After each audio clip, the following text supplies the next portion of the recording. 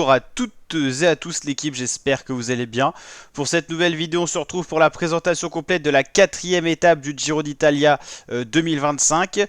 Alors le triptyque en Albanie est terminé, donc on sait désormais un petit peu tout ce qui s'est passé. Les résumés d'ailleurs des différentes étapes sont disponibles sur la chaîne YouTube, donc n'hésitez pas à aller checker tout ça pour voir la première étape, qu'est-ce qui s'est passé, qui a été le premier maillot rose, le premier contre-la-montre qui nous a enseigné pas mal de choses, et la troisième étape qui était assez agitée et finalement avec un dénouement pas si surprenant que ça. Et donc la quatrième étape qui sera la première véritable étape de plaine toute plate, première étape sur le territoire italien d'ailleurs, entre la ville d'Alberobello, Pietra Madre et la ville de Lecce qui sera la ville d'arrivée. 189 km pour un sprint, cette fois en gros comité. Pour l'instant tous les sprints qu'on a eu ont été en petit comité, donc là ça sera vraiment un sprint avec toutes les forces en présence, les sprinteurs qui aiment le tout plat, Sam Bennett, Olaf Koenj, tous ces coureurs là pourront peut-être s'exprimer, en tout cas avoir une première opportunité d'aller chercher une victoire d'étape sur ce Giro d'Italia.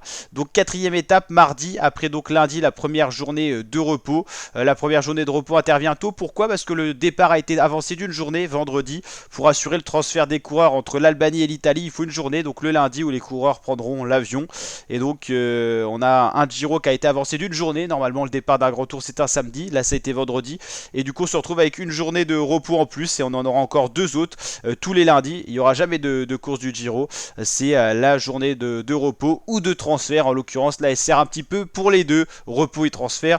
Et donc étape 4, étape de sprint. Si on continue à s'intéresser un petit peu à cette officielle première semaine de course, parce que on va dire que les 3 premiers jours c'était un peu l'entracte, pour mercredi plutôt, ça décale d'une journée, donc on aura une étape un peu plus vallonnée, mais on pourra avoir un sprint en petit comité avec une étape de 151 km pour l'étape donc du mercredi 14 mai. Pour le jeudi 15 mai, ça sera une opportunité normalement pour les sprinters, sans trop de surprise, même si le début de l'étape est vallonné. Pour vendredi 16 mai plutôt, on va y arriver. Première arrivée en altitude, même si la montée finale n'est pas stratosphérique non plus. Étape 8, la première du week-end, du samedi 17 mai, ça serait une étape très vallonnée. Peut-être une victoire pour des échappés, ça sera peut-être la première vraie opportunité pour Baroudeur, à part si Mats Pedersen décide de faire rouler son équipe Lidl Trek.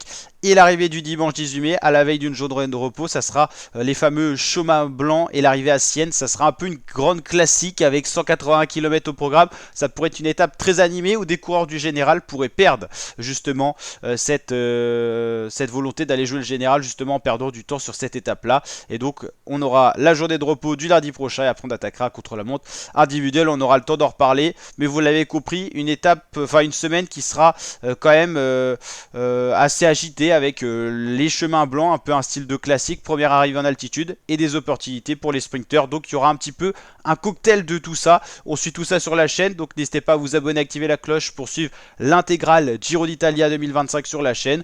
Tous les résumés, toutes les présentations d'étapes sont disponibles sur la chaîne dans la playlist Giro d'Italia. Que demander de plus? N'hésitez pas à liker, partager, commenter, et je vous dis à très bientôt les fratés pour de prochaines vidéos. Ciao, portez-vous bien.